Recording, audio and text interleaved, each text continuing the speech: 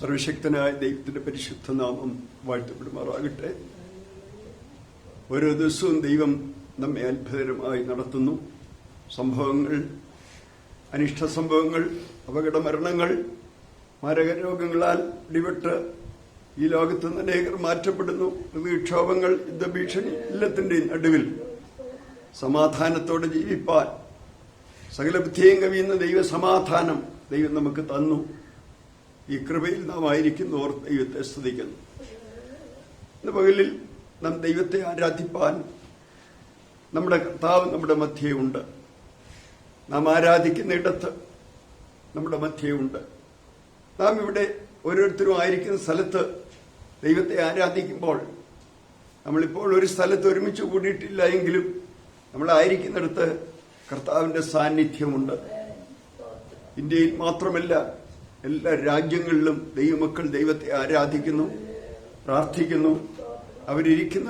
അവരായിരിക്കുന്നിടത്ത് കർത്താവ് ചെല്ലുന്നു, കർത്താവ് ശ്രദ്ധിക്കുന്നു, കർത്താവ് ആരാധന സ്വീകരിക്കുന്നു, കർത്താവ് അവരെ അനുഗ്രഹിക്കുന്നു. ഏതിന്റെ അടിസ്ഥാനത്തിലാണ്? ആരാധിക്കുന്നവരുടെ ഹൃദയത്തിന്റെ അടിസ്ഥാനത്തിലാണ് ദൈവം അവരോട് ഇടപെടുന്നത്. അതുപോലെ നമ്മുടെ സെന്ററിൽ എല്ലാവരും ഒരുമിച്ച് ദൈവത്തെ ഇപ്രകാരം ആരാധിപ്പാൻ ദൈവം സഹായിച്ചുവല്ലോ. നാം ദൈവത്തെ ആരാധിപ്പാനുള്ള പ്രേരക ശക്തി എന്താണ്? ദൈവം നമ്മെ സ്നേഹിച്ചതാണ്. ക്രിസ്തു നിങ്ങളെ സ്നേഹിച്ചതുപോലെ നിങ്ങൾ സ്നേഹിക്കുക. ദൈവത്തിന്റെ സ്നേഹം ഒരുവനിൽ വരുമ്പോഴാണ് ദൈവത്തെ ആരാധിപ്പാൻ ആ വ്യക്തിക്ക് സാധിക്കുന്നത്.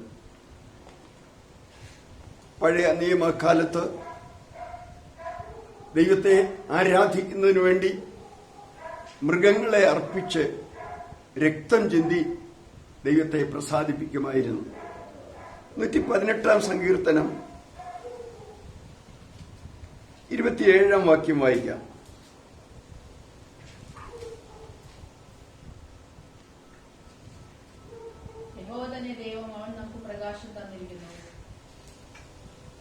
യാഗപീഠത്തിന്റെ കൊമ്പുകളോളം യാഗപശുവിനെ കയറുകൊണ്ട് കെട്ടുവിൻ. മതി. അടുത്തോട്ട്. നീ എന്റെ ദൈവമാകുന്നു, ഞാൻ നിനക്ക് സ്തോത്രം ചെയ്യും. നീ എന്റെ ദൈവമാകുന്നു, ഞാൻ നിന്നെ പുകഴ്ത്തും. യഹോവ തന്നെ ദൈവം, അവൻ നമുക്ക് പ്രകാശം തന്നിരിക്കുന്നു. യാഗപീഠത്തിന്റെ കൊമ്പുകളോളം യാഗപശുവിനെ കയറുകൊണ്ട് കെട്ടുവിൻ. നീ എന്റെ ദൈവമാകുന്നു, ഞാൻ നിനക്ക് സ്തോത്രം ചെയ്യും. നീ എന്റെ ദൈവമാകുന്നു, ഞാൻ നിന്നെ പുകഴ്ത്തും. യാഗപീഠത്തിന്റെ കൊമ്പുകളോളം യാഗപശുവിനെ കയറുകൊണ്ട് കെട്ടുവിൻ. വീണ്ടെടുപ്പിന്റെ ഏറ്റവും വിലപ്പെട്ട വിഷയമാണ് യാഗം. പഴയ നിയമത്തിൽ പാപം ചെയ്ത മനുഷ്യന് വേണ്ടി പാപം ചെയ്യാത്ത മൃഗത്തെ യാഗം അർപ്പിച്ചു. പുതിയ നിയമത്തിലും പാപം ചെയ്ത മനുഷ്യന് വേണ്ടി പാപം ചെയ്യാത്ത ആട്ടിൻകുട്ടിയാകുന്ന കർത്താവായ യേശുക്രിസ്തു യാഗമായി തീർന്നു. ഇങ്ങനെ പഴയ നിയമത്തിൽ യാഗപീഠത്തിൽ യാഗമൃഗത്തെ കൊണ്ടുവന്ന് യാഗപീഠത്തിന്റെ 4 ഭാഗത്തേക്കും തിരിഞ്ഞിരിക്കുന്ന കൊമ്പുകളുണ്ട്.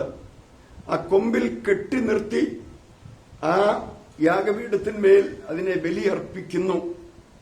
അതിനെ കൊമ്പിൽ കെട്ടി നിർത്തി യാഗം അർപ്പിക്കുന്നു. അതാണ് ഇവിടെ പറയുന്നത്. യാഗപീഠത്തിന്റെ കൊമ്പുകളോളം യാഗപശുവിനെ കയറുകൊണ്ട് കെട്ടുവിൻ.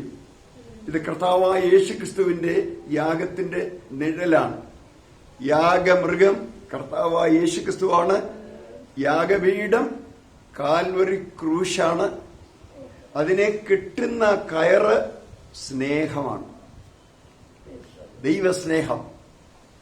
ദൈവസ്നേഹം കൊണ്ട് യാഗപീഠത്തിന്റെ കൊമ്പുകളിൽ, കൊമ്പ് ശക്തിയെ കുറിക്കുന്നു, അധികാരത്തെ കുറിക്കുന്നു. ദൈവത്തിന്റെ ശക്തിയിൽ ദൈവത്തോട് സമത്വം മുറുകെ പിടിച്ചുകൊള്ളണം എന്ന് വിചാരിക്കാതെ ദാസവേഷമെടുത്ത് വേഷത്തിൽ മനുഷ്യനായി വിളങ്ങി തന്നെത്താൻ താഴ്ത്തി മരണത്തോളം, ക്രൂശിലെ മരണത്തോളം പിതാവിനെ അനുസരിച്ചതിന്റെ കാരണം പാപിയായ മനുഷ്യനെ സ്നേഹിച്ചിട്ടാണ്. മനുഷ്യൻ നിത്യനാശത്തിലേക്ക് ദിവസം തോറും പോയിക്കൊണ്ടിരിക്കുക. ജനിക്കുന്നു, പാപത്തിൽ ജീവിക്കുന്നു, പാപത്തിൽ മരിക്കുന്നു, യാതന സ്ഥലത്തേക്ക് പോകുന്നു. ഇങ്ങനെയുള്ളതായിരിക്കുന്ന തലമുറ മുമ്പോട്ട് പോകുമ്പോൾ ദൈവത്തിന് അവരോട് മനസ്സലിവ് തോന്നിയിട്ട് ദൈവം തന്റെ പുത്രനെ അയച്ചു. പുത്രനെ ഏറ്റെടുത്തു.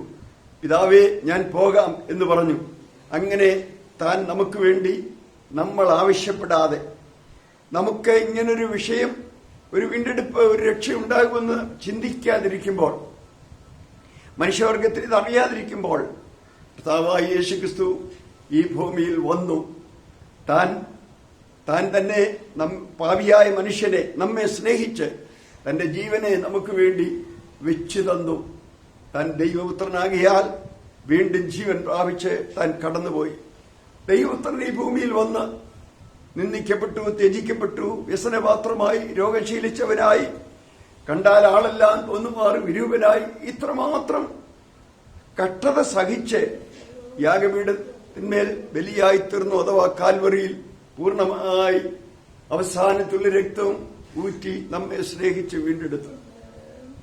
ഈ വിഷയം അറിയുന്ന ഒരു ദൈവോയിതൽ ദൈവത്തോട് നന്ദിയുള്ളവനാകുന്നു. ഒരുവൻ യേശുവിനെ സ്വീകരിക്കുന്നത് യേശു എനിക്ക് വേണ്ടി എന്ത് ചെയ്തു എന്നുള്ളതിന്റെ അറിവില്ല. ഈ അറിവ് ദൈവം നമുക്ക് തന്നു. ഈ അറിവ് ലഭിക്കുന്നത് വരെ അറിയായ്മയുടെ കാലം എന്നാണ് ബൈബിളിൽ പറയുന്നത്. എന്നാൽ അറിയുമ്പോൾ മുതൽ അവരവരുടെ ഉത്തരവാദിത്വം ഏറ്റെടുത്ത യേശു എനിക്ക് വേണ്ടി ചെയ്തത് പോലെ ഞാൻ യേശുവിന് വേണ്ടി ജീവിക്കും. അതിന് മറ്റാരും തടസ്സമല്ല. വ്യക്തിപരമായത് പൗലോസ് അപ്പോസ്തലൻ ഇങ്ങനെ പിടിക്കപ്പെട്ടപ്പോൾ നോക്കൂ, ഒരു വാക്യം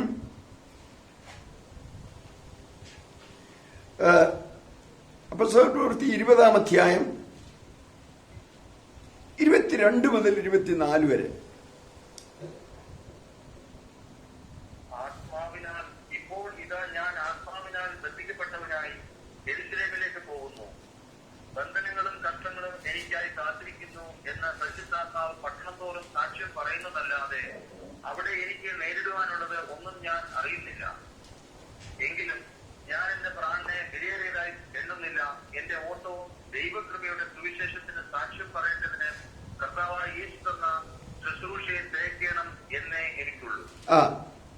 ഇപ്പോൾ ഞാൻ ആത്മാവിനാൽ ബന്ധിക്കപ്പെട്ടവനായി യെരൂശലേമിലേക്ക് പോകുന്നു. അപ്പോൾ താൻ യെരൂശലേമിലേക്ക് പോകുന്നത് ശരീരത്തിൽ ബന്ധിച്ചിട്ടില്ല, തന്നെ അറസ്റ്റ് ചെയ്തിട്ടല്ല. പിന്നെയോ യെരൂശലേമിൽ എന്തൊക്കെയാണ് തനിക്ക് അഭിമുഖീകരിക്കേണ്ടതുണ്ടെന്ന് താൻ അറിഞ്ഞുകൊണ്ട് തന്നെ ആത്മാവിനാൽ ബന്ധിക്കപ്പെട്ടവനായി യെരൂശലേമിലേക്ക് പോകുകയാണ്. ആത്മാവിന്റെ ബന്ധനം, ആത്മീകമായ ബന്ധനം, ഇതാണ് ഈ കയറ്.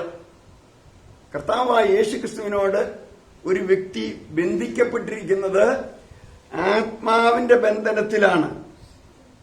ആത്മീയമായ ബന്ധനം ഈ ആത്മാവിനാൽ ബന്ധിക്കപ്പെട്ട് മുമ്പോട്ട് പോകുകയാണ്. പൗലോസ് അപ്പോസ്തലനെ ദൈവം പിടിച്ചത് എവിടെയാ?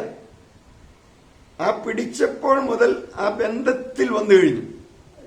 ദമസ്കോസിന്റെ പടിവാതിൽക്കൽ വെച്ചാണ് അവൻ എന്നെ പിടിച്ചു. ഫിലിപ്പിയർ നാം ഒരു വാക്യം നോക്കിയേ. ഫിലിപ്പിയർ 3-ാം അധ്യായം 12 മുതൽ 14 വരെ.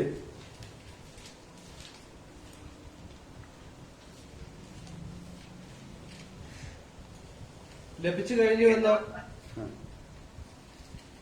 തികഞ്ഞവനായി എന്നോ അല്ല, ഞാൻ ക്രിസ്തുയേശുവിനാൽ പിടിക്കപ്പെട്ടിരിക്കുന്നത് കൊണ്ട് എനിക്കും അത് പിടിക്കാമോ എന്ന് വെച്ച് പിന്തുടരുന്നതേ ഉള്ളൂ. ലഭിച്ചു കഴിഞ്ഞു എന്നോ തികഞ്ഞവനായി എന്നല്ല, ഞാൻ ക്രിസ്തുയേശുവിനാൽ പിടിക്കപ്പെട്ടിരിക്കുന്നു. അതുകൊണ്ട് എനിക്കും അത് പിടിക്കാമോ എന്ന് വെച്ച് ഞാൻ ഓടുന്നതേ ഉള്ളൂ. സഹോദരന്മാരെ, ഞാൻ പിടിച്ചിരിക്കുന്നു എന്ന് നിരൂപിക്കുന്നില്ല. ഒന്ന് ഞാൻ ചെയ്യുന്നു, പിൻപിലുള്ളത് മറന്നും മുമ്പിലുള്ളതിന് ആഞ്ഞും കൊണ്ട് ക്രിസ്തുയേശുവിൽ ദൈവത്തിന്റെ പരമവിളിയുടെ വിരുദ്ധനായി ലാക്കിലേക്ക് ഓടുന്നു. ദൈവത്താൽ പിടിക്കപ്പെട്ടവരാണ് ദൈവത്തിന്റെ പിടിയിൽ ഒതുങ്ങി നിൽക്കുന്നത്. അവർക്ക് പിടിച്ചത് സ്നേഹം കൊണ്ടാണ്. എനിക്ക് വേണ്ടി ഇത്രമാത്രം യാഗം കഴിച്ച ഒരു വ്യക്തി ഉണ്ടോ എന്നറിയുമ്പോഴാണ് ആ സ്നേഹത്താൽ ആ വ്യക്തി പിടിക്കപ്പെടുന്നത്. അതുകൊണ്ട് താൻ പറയുകയാണ്, ഞാൻ ക്രിസ്തുയേശുവിനാൽ പിടിക്കപ്പെട്ടിരിക്കുന്നു ചെയ്യുന്നതുകൊണ്ട് എനിക്കും അത് പിടിക്കാമോ എന്ന് വെച്ച് ഞാൻ പിന്തുടരുന്നേ ഉള്ളൂ. ഒന്ന് ഞാൻ ചെയ്യുന്നു, പിമ്പിലുള്ളത് മറന്നും മുമ്പുള്ളതിനു വേണ്ടി ആഞ്ഞും കൊണ്ട് ക്രിസ്തുയേശുവിൽ ദൈവത്തിന്റെ പരമവിളിയുടെ വിരുന്നിനായി ലാക്കിലേക്ക് ഓടുന്നു. ഉള്ളിലുള്ളതായിരിക്കുന്ന ബന്ധമായത് ഹൃദയവുമായിട്ടുള്ള ബന്ധമാണ്, കൂട്ടുകാരുമായിട്ടുള്ള ബന്ധമല്ല, വ്യക്തിപരമായ ബന്ധമാണ്. ഞാൻ ക്രിസ്തുവിനാൽ പിടിക്കപ്പെട്ടിരിക്കുന്നു. ഒരു വ്യക്തി ദൈവത്തെ പിൻപറ്റുന്നത് ആ വ്യക്തി അവരുടെ ഹൃദയവുമായിട്ട് ബന്ധപ്പെടുന്നത് കൊണ്ടാണ്. അവരുടെ ഹൃദയം ദൈവവുമായിട്ട്, കർത്താവിന്റെ ചങ്ക് തുളച്ചത് എന്റെ ചങ്കിന് വേണ്ടിയാണല്ലോ, കർത്താവിന്റെ അവസാനത്തുള്ളി രക്തം ഊറ്റി തന്നത് എന്റെ ചങ്കിലെ രക്തം ഊറ്റേണ്ടതിന് പകരമാണല്ലോ. ഇങ്ങനെ ഹൃദയം കൊണ്ട് ഹൃദയവുമായിട്ട് ബന്ധപ്പെടുന്ന ബന്ധനമാണിത്. അതാണ് ഞാൻ ആത്മാവിനാൽ ബന്ധിക്കപ്പെട്ടവനായി പോകുന്നു, നിർബന്ധം എന്റെ മേൽ കിടക്കുന്നു. ഇത് ഓരോ വ്യക്തിയുടെ ഉള്ളിലുള്ള സ്നേഹത്തിന്റെ നിർബന്ധമാണ് യേശുവിനെ സ്നേഹിക്കുവാനും യേശുവിന് വേണ്ടി പ്രവർത്തിപ്പാനും ഇടയായിത്തീരുന്നത്. ഈ നിർബന്ധം ഒരു വ്യക്തിയെ പിടിക്കുമ്പോൾ, ഒരു വ്യക്തി രക്ഷിക്കപ്പെടുന്നത് അല്ലെ സുവിശേഷ വേല ചെയ്യുന്നത്, ഒരിക്കൽ ആമോസ് ഇങ്ങനെ പറഞ്ഞു. ആമോസിന്റെ പുസ്തകം, ആമോസിന്റെ പ്രവചനം 7-ാം അധ്യായം 14-15 വാക്യങ്ങളിൽ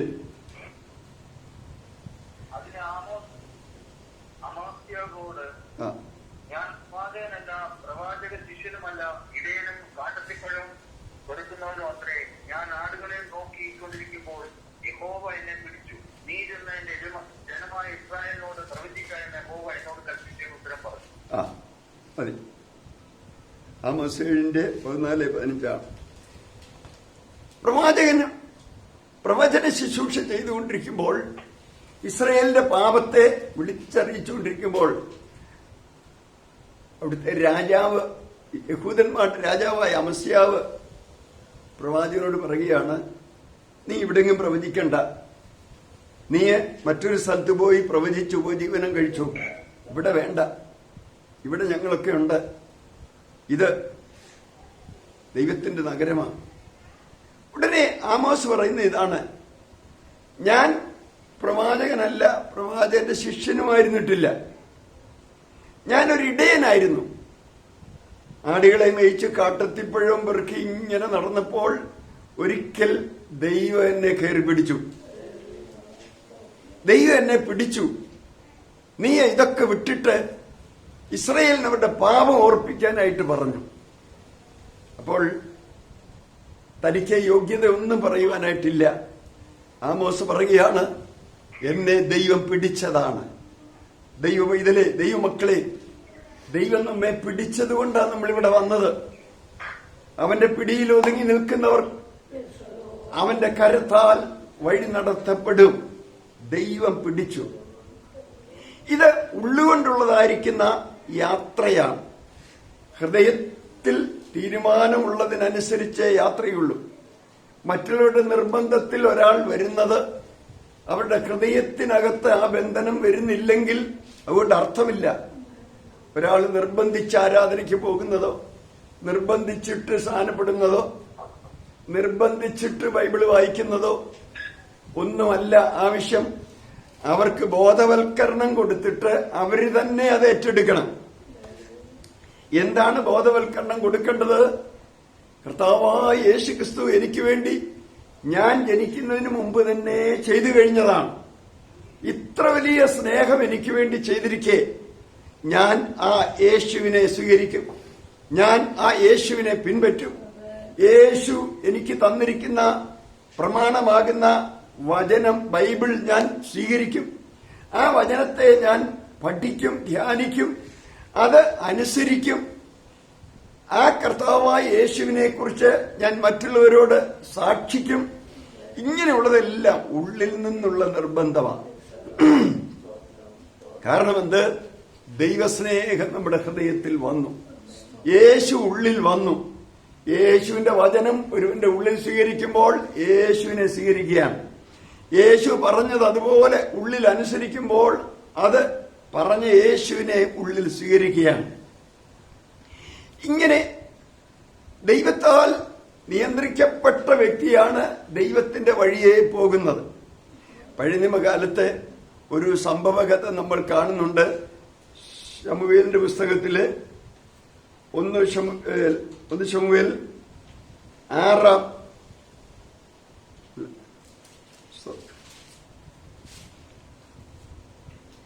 1 ശമൂവേൽ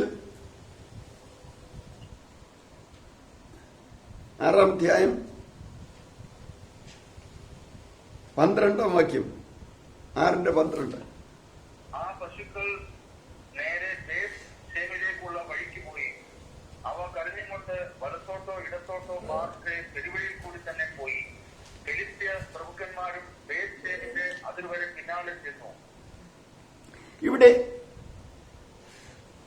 ഒരു വണ്ടിയിൽ ദൈവത്തിന്റെ പെട്ടകം കയറ്റിവെച്ചിട്ട് കറവുള്ള 2 പശുക്കളെ കെട്ടി തനിയെ വിടുകയാണ്. ഇവിടുത്തെ സംഭവം അതിന്റെ മുകളിൽ പറയുന്നുണ്ട്. പെട്ടകം പിടിക്കപ്പെട്ടു. ഏലിയുടെ കാലത്ത് ഏലിയുടെ മക്കൾ പാപം ചെയ്ത് പുരോഹിതന്മാരായി ദൈവവഴി വിട്ട് ജീവിക്കുന്ന കാലത്ത് യുദ്ധം നടന്നു. ഫിലിസ്തീന് പെട്ടകവും പിടിച്ചുകൊണ്ടുപോയി. ദൈവം അവരുടെ മധ്യയെ വസിക്കുന്ന ദൈവസാന്നിധ്യം വിടുന്ന പെട്ടകമാണ് പോയിരിക്കുന്നത്. അതുകൊണ്ട് മഹത്വം പോയി എന്ന് പറഞ്ഞു. ദൈവമഹത്വം ഇസ്രയേലിൽ നിന്ന് പോയി. ഈ പെട്ടകം ഫിലിസ്തീന് പിടിച്ച് അവരുടെ ദേവന്റെ ക്ഷേത്രത്തിൽ കൊണ്ടുപോയി വെച്ചു. പിറ്റേ ദിവസം നോക്കിയപ്പോൾ ദേവൻ അവരുടെ മുമ്പാകെ വീണ് കിടക്കുന്നു. ദേവന്റെ കഴുത്തു മുറിഞ്ഞു, കൈപ്പത്തി മുറിഞ്ഞു. അതുകൊണ്ട് ഈ പെട്ടകം ഫിലിസ്തീയ പ്രഭുക്കന്മാരുടെ സ്ഥലങ്ങളിലോട്ടൊക്കെ മാറ്റിക്കൊണ്ടുപോയി. ചെന്നിടത്തെല്ലാം മൂലക്കുരുക്കൾ ബാധിച്ചു, എലിശല്യം ബാധിച്ചു. ഇതെല്ലാം അതിന്റെ മുകളിൽ പറയുന്നുണ്ട്. ഇങ്ങനെ മാറ്റി മാറ്റി കൊണ്ടുപോയിടത്തെല്ലാം ഈ ശല്യം ഉണ്ടായി. പക്ഷെ ഈ ഫെലിസ്തീന് കേട്ടിട്ടുണ്ട് ഇസ്രയേലിന്റെ ദൈവം ഭയങ്കരനാണ്. ഇസ്രയേലിന്റെ ദൈവം ഈ മിസ്രൈമിൽ ഭയങ്കരം പ്രവർത്തിച്ചിട്ടുണ്ട്, ഫറവോന്റെ മേൽ ന്യായവിധി നടത്തിയിട്ടുണ്ട് എന്നൊക്കെ അവർ കേട്ടിട്ടുണ്ട്. അപ്പോൾ അവര് പ്രശ്നക്കാരെയൊക്കെ വിളിച്ചു വരുത്തി, മന്ത്രവാദികളെയും പ്രശ്നക്കാരെയൊക്കെ വിളിച്ചു വരുത്തി. നമ്മൾ എന്ത് ചെയ്യണം? 6-ാമത്തെ 1-ാം വാക്യം. യഹോവയുടെ പെട്ടകം 7 മാസം ഫെലിസ്ത്യ ദേശത്ത് ആയിരുന്നു. എന്നാൽ ഫെലിസ്ത്യ പുരോഹിതന്മാരെയും പ്രശ്നക്കാരെയും വരുത്തി നാം യഹോവയുടെ പെട്ടകം സംബന്ധിച്ച് എന്ത് ചെയ്യേണ്ടു? അതിന് സ്ഥലത്തേക്ക് വിട്ടയക്കേണ്ടത് എങ്ങനെയെന്ന് ഞങ്ങൾക്ക് പറഞ്ഞു തരികയും എന്ന് ചോദിച്ചു. ഫെലിസ്ത്യര് ബുദ്ധിമുട്ടി, ഈ പെട്ടകം കൊണ്ട് ബുദ്ധിമുട്ടി. ഇത് ഞങ്ങളുടെ മധ്യേ വന്നതുകൊണ്ട് വലിയ ശല്യമാണ് ഞങ്ങൾക്ക്. അതുകൊണ്ട് ഈ പെട്ടകം തിരിച്ച് അവരുടെ ദേശത്തേക്ക് അയക്കാൻ എന്താ മാർഗം? അവര് ഫെലിസ്ത്യർ അവരുടെ പുരോഹിതന്മാരെയും പ്രശ്നക്കാരെയും ഒക്കെ വിളിച്ചു വരുത്തി ആലോചന ചോദിച്ചു. അവര് പറഞ്ഞു കൊടുത്തു, നിങ്ങളെ ഈ പെട്ടകം തിരിച്ചുവിടണം. ഒരു പുതിയ വണ്ടി, കാളവണ്ടി എടുത്തിട്ട് ആ വണ്ടിക്ക് 2 കറവുള്ള പശുക്കളെ കെട്ടണം. എന്നിട്ട് ഈ പെട്ടകം അതിന്മേൽ വെക്കണം. എലിശല്യം, മൂലക്കുരുക്കൾ, നിങ്ങളുടെ പ്രഭുക്കന്മാരുടെ എണ്ണത്തിനൊത്തവണ്ണം പൊന്നുകൊണ്ട് എലികളെ ഉണ്ടാക്കണം, പൊന്നുകൊണ്ട് മൂലക്കുരുക്കളെ ഉണ്ടാക്കി ഈ വണ്ടിയിൽ വെക്കണം. ഞാൻ വിചാരിക്കുന്നു ഇതൊക്കെ കൊണ്ടായിരിക്കും പിന്നീട് ക്രിസ്ത്യാനികളും രോഗം വരുമ്പോൾ ഓരോ രൂപങ്ങൾ ഉണ്ടാക്കി വെക്കുന്നത്. എന്റെ ചെറുപ്പത്തിൽ ഞാൻ കണ്ടിട്ടുണ്ട് പള്ളികളിൽ. ഈ ഫെലിസ്ത്യരുടേത് കണ്ടുപിടിച്ചതായിരിക്കും. രൂപം എലികളെയും മൂലക്കുരുക്കളെയും പൊന്നുകൊണ്ടുണ്ടാക്കി പെട്ടകത്തോട് ചേർത്ത് ആ വണ്ടിയെ വെക്കണം. എന്നിട്ട് ഈ വണ്ടി തനിയെ വിടണം. ആരും തെളിക്കരുത്, ആരും ഗൈഡ് ചെയ്യരുത്. അതിന്റെ മുകളിൽ അത് പറയുന്നുണ്ട്. 7-ാം വാക്യം നോക്കി, 6-ാം വാക്യം. മിസ്രൈമ്യരും ഈ പ്രശ്നക്കാര് പറഞ്ഞു കൊടുക്കുക. മിസ്രൈമ്യരും ഫറവോനും തങ്ങളുടെ ഹൃദയത്തെ കഠിനമാക്കിയതുപോലെ നിങ്ങളുടെ ഹൃദയത്തെ കഠിനമാക്കുന്നത് എന്തിന്? ഈ മന്ത്രവാദി, ഈ പ്രശ്നക്കാർ അവർക്ക് ആലോചന കൊടുക്കുകയാണ്. നിങ്ങളുടെ ഹൃദയം കഠിനമാക്കരുത്. മിസ്രൈമ്യരും ഫറവോനും തങ്ങളുടെ ഹൃദയത്തെ കഠിനമാക്കിയതുപോലെ നിങ്ങളുടെ ഹൃദയത്തെ കഠിനമാക്കുന്നത് എന്തിന്? അവരുടെ ഇടയിൽ അത്ഭുതം പ്രവർത്തിച്ച ശേഷമല്ലയോ അവരെ വിട്ടയക്കുകയും അവർ പോവുകയും ചെയ്തത്? ആകയാൽ ആകയാൽ നിങ്ങളിപ്പോൾ ഒരു പുതിയ വണ്ടി ഉണ്ടാക്കി മുഖം വച്ചിട്ടില്ലാത്ത കറവുള്ള 2 പശുക്കളെ കൊണ്ടുവന്ന് വണ്ടിക്ക് കെട്ടി അവയുടെ കിടാങ്ങളെ അവയുടെ അടുക്കൽ നിന്ന് വീട്ടിൽ മടക്കിക്കൊണ്ട് പോകുകയും പിന്നെ യഹോവയുടെ പെട്ടകം എടുത്ത് വണ്ടിയിൽ വെട്ടി നിങ്ങൾ അവന് പ്രായശ്ചിത്തമായി കൊടുത്ത് നയിക്കുന്ന പൊന്നുരുപ്പടികളും ഒരു ചെല്ലത്തിൽ അതിനരികെ വെച്ച് അതിനെ തനിച്ച് പോകുവാൻ ഇടുകയും. അടുത്ത് പിന്നെ നോക്കുകയും അത് ബേത്ത്ശേമിലേക്കുള്ള വഴിയായി സ്വദേശത്തേക്ക് പോകുന്നുവെങ്കിൽ അവൻ തന്നെയാകുന്നു നമുക്ക് ഈ വലിയ അനർത്ഥം വരുത്തിയത്. അല്ലെങ്കിൽ നമ്മെ സാധിച്ചത് അവന്റെ കയ്യേറ്റാം. യഥേച്ഛയാ നമുക്ക് ഭവിച്ചതത്രേ എന്ന് അറിഞ്ഞുകൊള്ളാം. നോക്കണം, ഫിലിസ്തീനയുടെ ശകുനവാദികൾ ലക്ഷണവിദ്യ നോക്കിയിട്ട് അവർക്ക് പറഞ്ഞു കൊടുക്കുകയാണ്, നിങ്ങൾ ഹൃദയം കഠിനപ്പെടുത്തരുത്. ഇവരുടെ ദൈവം വലിയ ദൈവമാണ്, മിസ്രയീമിൽ ന്യായവിധി നടത്തിയ ദൈവമാണ്. അതുകൊണ്ട് ഈ ദൈവത്തിന്റെ പെട്ടകം തിരിച്ചു വിടുമ്പോൾ പ്രായശ്ചിത്തം കൊടുത്തു വിടണം. ആ പ്രായശ്ചിത്തമാണ് പൊന്നുകൊണ്ടുള്ള ഉരുപ്പടികൾ, എലി, മൂലക്കുരുക്കൾ, ഇത് വെക്കണം.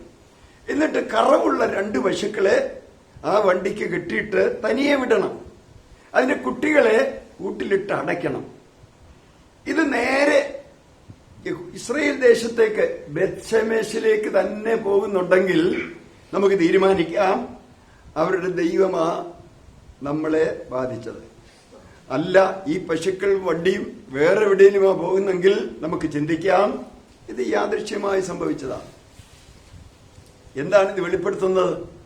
എന്നിട്ട് ഈ കറവുള്ള പശുക്കൾ മുൻപോട്ട് തന്നെ ഇടത്തോട്ടോ വലത്തോട്ടോ തിരിയാതെ പോയിക്കൊണ്ടിരുന്നു എന്ന് എഴുതിയിരിക്കുന്നത്. അത് ഇടത്തോട്ടോ വലത്തോട്ടോ തിരിയാതെ. 12-ാം വാക്യം, ആ പശുക്കൾ നേരെ ബേത്ത്ശേമെശിലേക്കുള്ള വഴിക്ക് പോയി. അവ കരഞ്ഞും കൊണ്ട് വലത്തോട്ടോ ഇടത്തോട്ടോ മാറാതെ പെരുവഴിയിൽ കൂടെ തന്നെ പോയി. ഫിലിസ്ത്യ പ്രഭുക്കന്മാരും ബേത്ത്ശേമെശിലെ അതിർവരെ ചെന്നു. ഇവിടെ നോക്കൂ, ബേത്ത്ശേമെശിലേക്കുള്ള യാത്രയാണ് ഈ പശുക്കൾ. ഈ പശുക്കളെ തനിയെ വിടുകയാണ്. പെട്ടകം ഇതിന്മേലുണ്ട്, ദൈവത്തിന്റെ പെട്ടകം ഇതിന്മേലുണ്ട്. ഇതിനെ ആരും തെളിക്കുന്നില്ല. ഇത് വിശ്വാസികൾ, ദൈവമക്കളുടെ നിഴല. ഈ പെട്ടകം ചുമന്നുകൊണ്ട് പോകുന്ന ഈ പശുക്കൾ ഓരോ വിശ്വാസിയും ഓരോ ദൈവവൈതലിന്റെയും അനുഭവമാണ്. അവർ തനിയെ പോകുകയാണ്. അവരുടെ മുമ്പിൽ ഒരു ലക്ഷ്യമുണ്ട്. ബേത്ത്ശേമെശ്. ബേത്ത്ശേമെശ് എന്ന വാക്കിന്റെ അർത്ഥം സൂര്യഭവനം എന്നാണ്. സൂര്യഭവനമാകുന്ന കർത്താവിന്റെ അടുക്കിലേക്ക്, ആ സ്വർഗീയ സന്നിധിയിലേക്കുള്ള യാത്രയാണ് പെട്ടകം ചുമന്നുകൊണ്ട് ഉള്ള യാത്ര. ഇത് കറവുള്ള പശുക്കളാ എന്ന് പറഞ്ഞാൽ പ്രയോജനമുള്ളതാ. ആർക്കും പ്രയോജനമില്ലാതിരുന്നപ്പോൾ വിളിച്ചതല്ല, പ്രയോജനമുള്ളവരെയാ വിളിച്ചത്. നമ്മെ ഓരോരുത്തരെയും ദൈവം വിളിച്ചത് അങ്ങനാണല്ലോ, മെനക്കെട്ട് നിൽക്കുന്നവരെ. ആരും വിളിക്കുന്നില്ലല്ലോ എന്ന് വിചാരിച്ച് ഇങ്ങനെ വിളിക്കാൻ കാത്തിരുന്നവരെയൊക്കെ വിളിച്ചത്. ദൈവം നമുക്ക് പലവിധമായ ബാക്ക്ഗ്രൗണ്ട് ഉണ്ടായിരുന്നു, അതെല്ലാം വിട്ടിട്ട് ഇറങ്ങി തിരിച്ചത് ദൈവം വിളിച്ചതുകൊണ്ടാണ്. അങ്ങനെ പ്രയോജനമുള്ളതിനെ വിളിച്ചു. അതിന്റെ കുട്ടികളെ വീട്ടിലിട്ടു എന്ന് പറഞ്ഞാൽ നാം ദൈവത്തെ അനുസരിക്കുമ്പോൾ നമ്മുടെ കുഞ്ഞുങ്ങളുടെ കാര്യം ദൈവം നോക്കുമെന്നാണ് അതിന്റെ അർത്ഥം.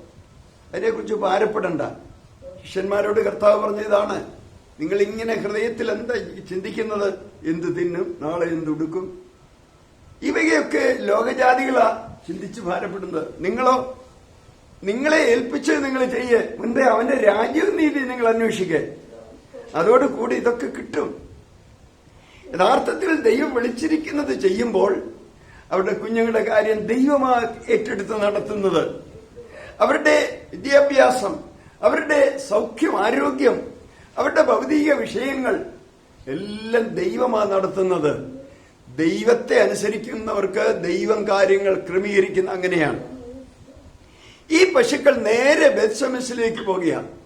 ഫെലിസ്ത്യ പ്രഭുക്കന്മാരൊക്കെ ദൂരത്ത് നിന്ന് കണ്ടിത് ബേത്ത്ശേമെശ് വരെ ചെന്നു. നേരെ പോകുന്നുണ്ടോ എന്നറിയാൻ വേണ്ടി. ഇതെന്തിനാ വെളിപ്പെടുത്തുന്നത്?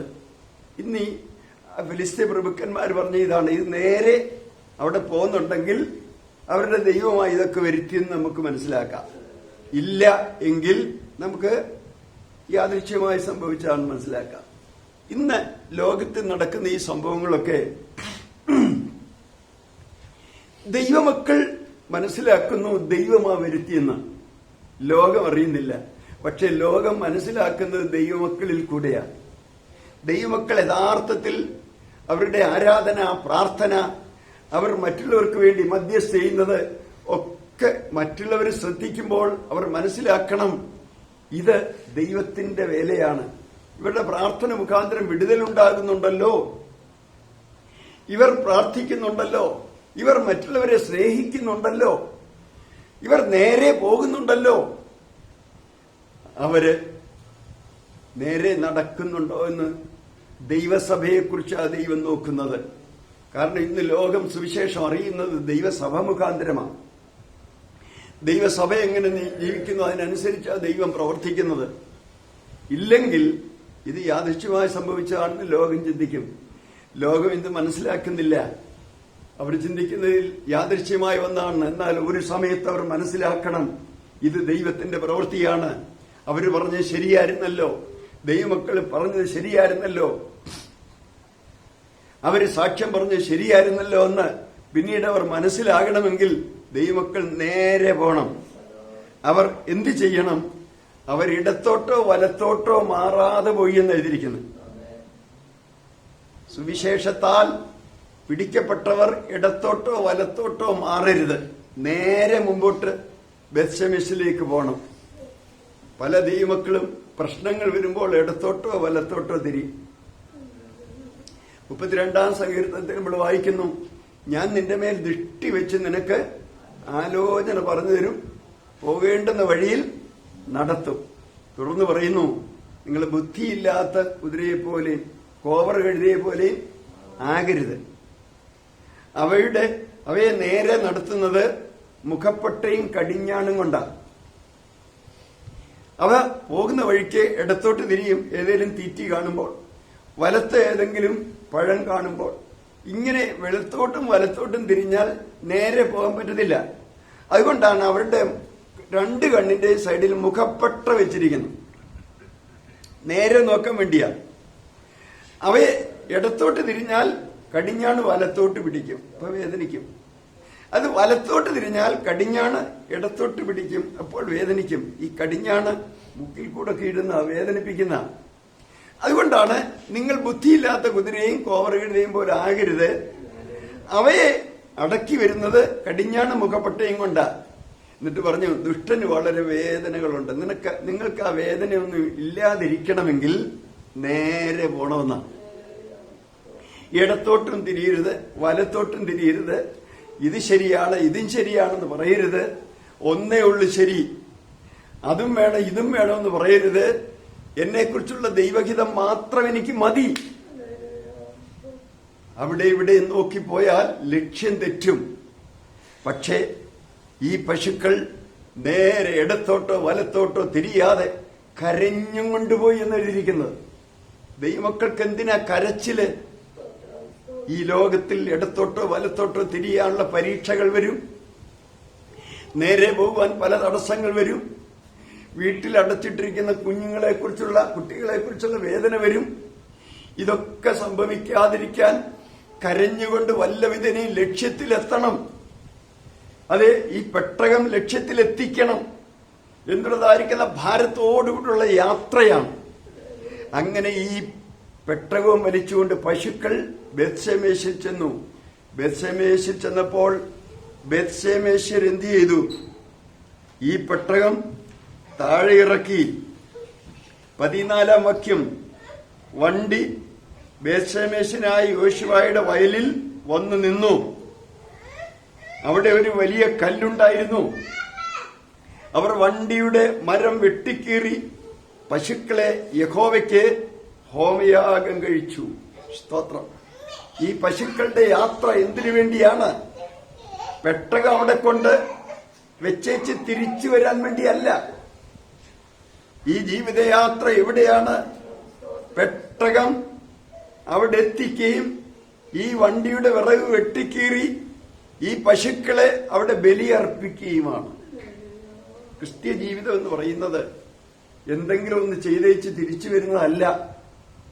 ആ ബേത്ശേമേശിൽ ചെല്ലുന്നു, അവിടെ ജീവിതം അർപ്പിക്കുന്നതുമാണ്. നമ്മുടെ കർത്താവായ യേശുക്രിസ്തു താൻ ചുമന്നുകൊണ്ടുപോയ ക്രൂശ് ഒരിടത്ത് ഇറക്കി വെക്കാൻ വേണ്ടി ആയിരുന്നില്ല, ആ ക്രൂശിൽ തന്നെ താൻ മരിക്കുകയായിരുന്നു ചെയ്തത്. ഇതുപോലെ ദൈവമക്കളെ, ദൈവം നമ്മെ ഏൽപ്പിച്ച ക്രൂശുണ്ട്. ഒരുവൻ എന്നെ അനുഗമിപ്പാൻ ഇച്ഛിച്ചാൽ അവൻ തന്നെത്താൻ ത്യജിച്ച് തന്റെ ക്രൂശെടുത്ത് തന്നെ അനുഗമിക്കട്ടെ. ഈ ക്രൂശ് എന്തിനു വേണ്ടിയാ? പകൽ ചുമന്നേച്ച് രാത്രി മാറ്റിവെക്കാനല്ല, പിന്നെയോ ക്രൂശിക്കപ്പെടാനാ. പൗലോസ് പുസ്തകം പറയുന്നു, ഞാൻ ക്രിസ്തുവിനോട് ക്രൂശിക്കപ്പെട്ടിരിക്കുന്നു.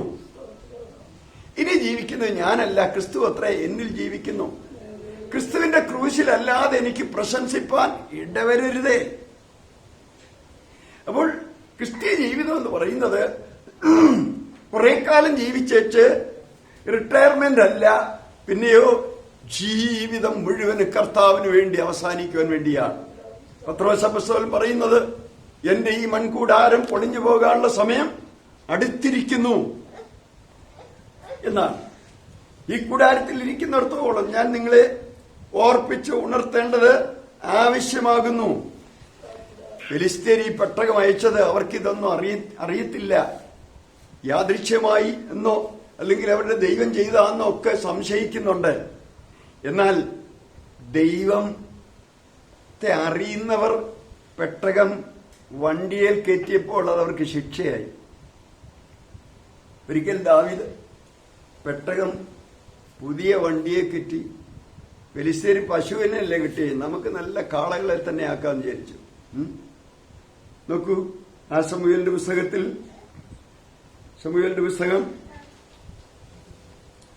2 ശമൂവേൽ 6-ാം അധ്യായം 1-ാം വാക്യം.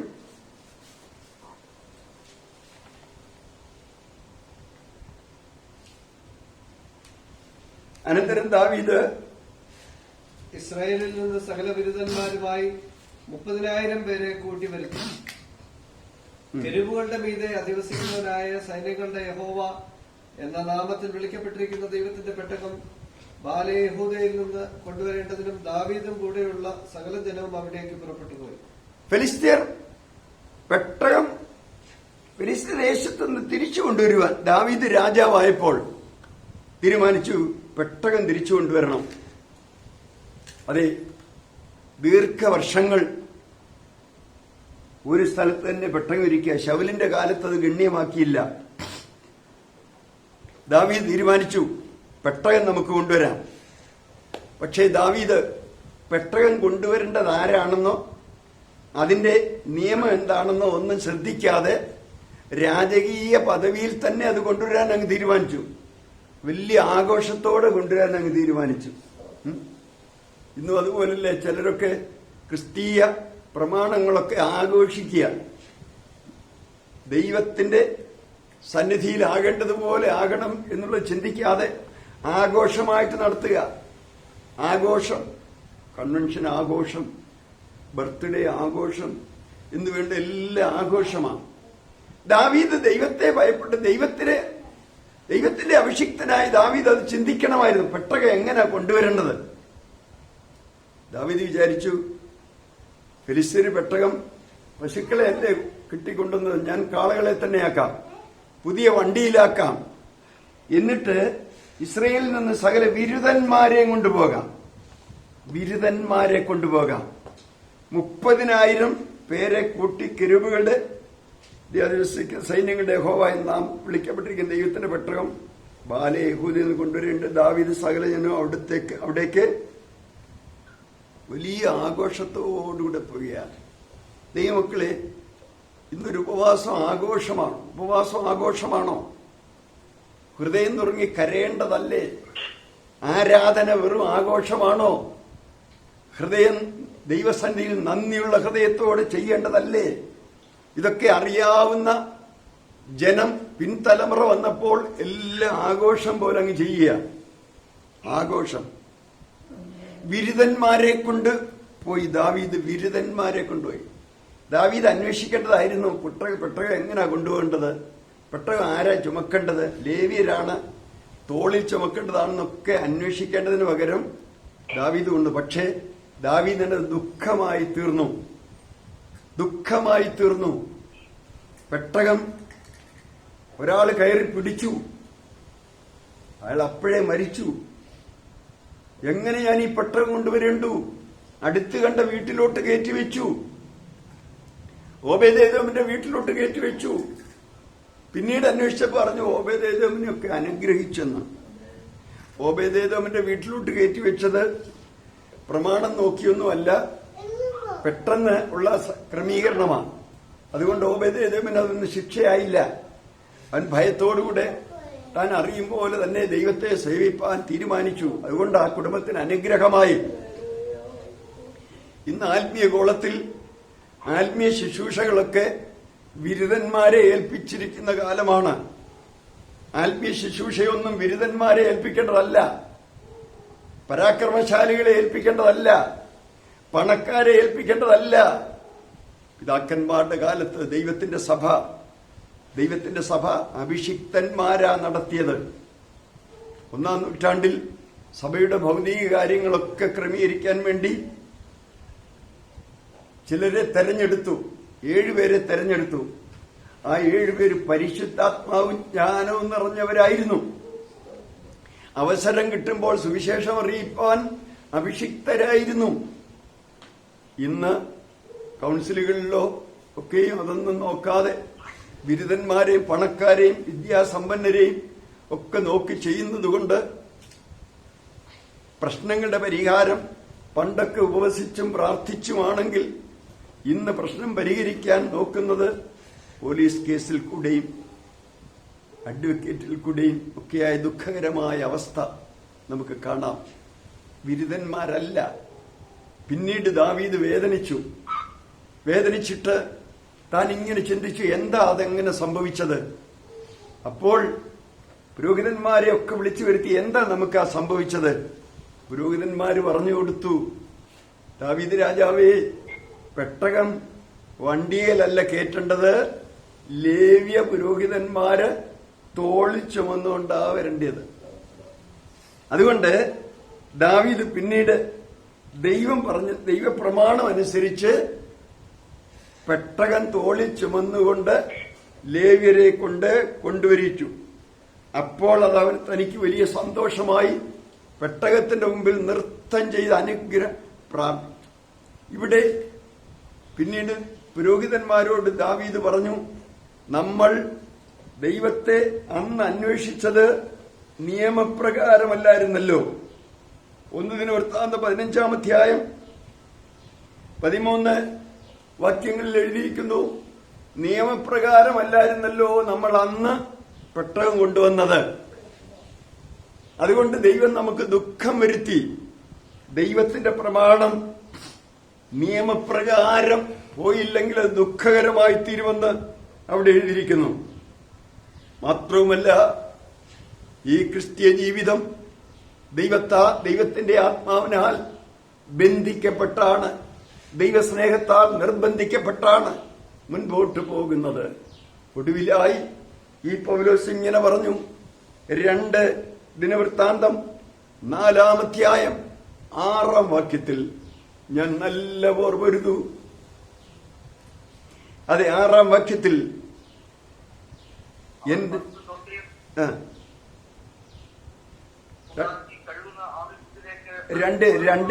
രണ്ട് ദിനവൃത്താന്തം 2 തിമോത്തിയോസ് 4-ാം അധ്യായം 6-ാം വാക്യം പൗലോസ് അപ്പോസ്തലന്റെ ഒടുവിലത്തെ സാക്ഷ്യമാണ്. ഞാനോ ഇപ്പോൾ തന്നെ പാനീയയാഗമായി ഒഴിക്കപ്പെടുന്നു, എന്റെ നിര്യാണ കാലം അടുത്തിരിക്കുന്നു. മതി. തന്റെ ജീവിതത്തിന്റെ അവസാനം താൻ എന്തെങ്കിലും ചെയ്ത് അവാർഡ് മേടിച്ച് മാറിയിരിക്കുകയല്ല. പിന്നെയോ തന്റെ ജീവിതം ആർക്കു വേണ്ടി പുറപ്പെട്ടുവോ ആ കർത്താവിന് വേണ്ടി പാനീയയാഗമായി തീരുകയായിരുന്നു. ദൈവമക്കളെ, നമ്മുടെ ലക്ഷ്യം ഇതായിരിക്കട്ടെ. നീതി സൂര്യനാകുന്ന കർത്താവിന്റെ അടുക്കൽ ചെല്ലുമ്പോൾ ഞാനൊന്നുമല്ല, ഞാനാകുന്നതെല്ലാം കൃപയാലാണെന്ന് നമുക്ക് പറയുവാനിടയാകണം. ഞാൻ നല്ല വേർപെരുതു എന്ന് പറയുവാനിടയാകണം. ദൈവസന്നിധി നമ്മെ തന്നെ നമുക്ക് താഴ്ത്തി ഏൽപ്പിക്കാം. ബന്ധിക്കപ്പെട്ടവര്, ആത്മാവിനാൽ ബന്ധിക്കപ്പെട്ടവര്, ആത്മാവിന്റെ പ്രേരണയാൽ, പരിശുദ്ധാത്മാവിനാൽ, വചനത്താൽ നിർബന്ധിക്കപ്പെട്ടവരായി, ദൈവാത്മാവിനാൽ നടത്തപ്പെട്ടവരായി ഈ പ്രതികൂല സാഹചര്യത്തിൽ കർത്താവിന് വേണ്ടി ധീരതയോടെ നിൽപ്പാൻ ദൈവം നമ്മെ സഹായിക്കട്ടെ. ദൈവകരങ്ങളിൽ ഏൽപ്പിച്ച് നമുക്ക് പ്രാർത്ഥിക്കാം. നമുക്ക് കർത്താവിനോട് പറയാം, കർത്താവേ എന്നെ ശക്തീകരിക്കണമേ. മറ്റുള്ളവരുടെ പ്രേരണ കൊണ്ടല്ല, എന്റെ കർത്താവ് എനിക്ക് വേണ്ടി ചെയ്തത് ഞാൻ അവന് എന്ത് പകരം കൊടുക്കുമെന്നുള്ള ആ നിർബന്ധം കൊണ്ട്, കാൽവരി സ്നേഹത്താൽ നിർബന്ധിക്കപ്പെട്ട് എന്റെ കർത്താവിനെ പിൻപറ്റുവാൻ, കർത്താവിന്റെ ഹിതം തിരിച്ചറിഞ്ഞ് പ്രവർത്തിപ്പാൻ, കർത്താവിന് വേണ്ടി ജീവിതം അവസാനിപ്പിക്കുവാൻ എന്നെ സഹായിക്കണമേ എന്ന് ദൈവകരങ്ങളിൽ ഏൽപ്പിച്ച് നമുക്ക് പ്രാർത്ഥിക്കാം. പരിശുദ്ധ പിതാവേ, ഞങ്ങൾ അങ്ങേ സ്തുതിക്കുന്നു. അവിടുത്തെ ശബ്ദം ജീവന് ചൈതന്യമായി എല്ലാവർക്കും അനുഗ്രഹമാകട്ടെ. വേഗം വരുന്ന കർത്താവിന്റെ സന്നിധിയിൽ വിശ്വസ്തരായി വെളിപ്പെടുവാൻ ഞങ്ങളെ സഹായിക്കും. യേശുവിൻ നാമത്തിൽ തന്നെ ആമേൻ. കർത്താവ് എല്ലാവരും അനുഗ്രഹിക്കട്ടെ.